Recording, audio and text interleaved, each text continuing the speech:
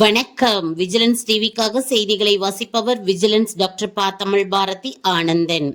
மறைந்த முன்னாள் முதலமைச்சர் புரட்சி தலைவி ஜெயலலிதாவின் 78வது பிறந்த நாளையொட்டி ராமநாதபுரம் மாவட்டம் பசும்பொன்னில் கமுதி அருகே கோட்டைமேடு பகுதியில் களம் காண்போம் அம்மாவின் ஆட்சியை அமைப்போம் என்ற பெயரில் சசிகலா தலைமையில் பிரம்மாண்டமான மாநாடு நடைபெற்றது. அதிமுகவில் மீண்டும் இணைவதற்கு சசிகலா மேற்கொண்ட முயற்சிகள் பலனளிக்காத நிலையில் தனது ஆதரவாளர்களுடன் ஆலோசித்து இந்த புதிய முடிவை எடுத்துள்ளார். தமிழ்நாடு மக்களுக்காகவும் தொண்டர்களுக்காகவும் புதிய களத்தை, புதிய கட்சியை ஆரம்பிப்பதாக அவர் அறிவித்தார். என் முயற்சியில் எவ்வித மாற்றத்திற்கும் இடமில்லை. களம் காண்போம், நம் தலைவர்களின் பொற்கால ஆட்சியை அமைப்போம் என குறிப்பிட்டு பேரறிஞர் அண்ணா, புரட்சி தலைவர் எம்ஜிஆர் மற்றும் புரட்சி தலைவி ஜெயலலிதா ஆகியோரின் உருவப்படங்கள் பொறிக்கப்பட்ட கருப்பு, வெள்ளை, சிவப்பு நிறங்கள் கொண்ட கட்சி கொடியை அறிமுகம் செய்தார். கட்சியின் பெயர் விரைவில் அறிவிக்கப்படும் என்று அவர் தெரிவித்துள்ளார். சாதி மத பேதமற்ற தலைவர்கள் வாழ்ந்த பெருமைக்குரிய ராமநாதபுரம் மண்ணில் தம் கட்சி கொடியை அறிமுகம் செய்ததில் மட்டற்ற மகிழ்ச்சி என குறிப்பிட்டார்.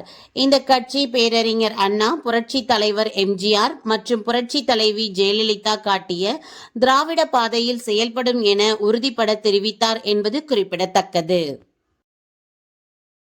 நான் பேசாம இருந்தேன்னு வச்சுங்க, நான் இந்த மாதிரி 9 வருஷம் இந்த மாதிரி தொடர்ந்து இருந்தேன்னா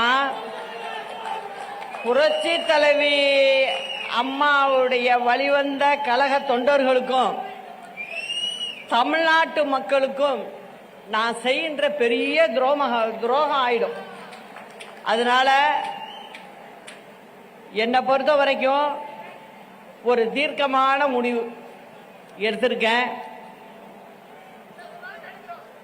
தமிழகத்திற்காக, தமிழகத்தில் உள்ள மக்களுக்காக, நம் கழக தொண்டர்களுக்காக புதிய களத்தை காணப்போகிறோம்.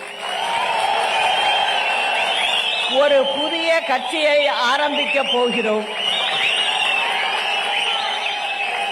இது ஒரு திராவிட கட்சியாக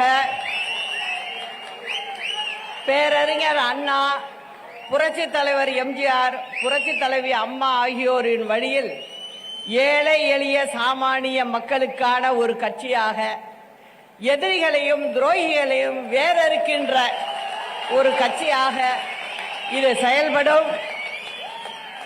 நமது கட்சியின் கொடியை இங்கே அறிமுகப்படுத்துவதில் மிகவும் மகிழ்ச்சி அடைகிறேன்.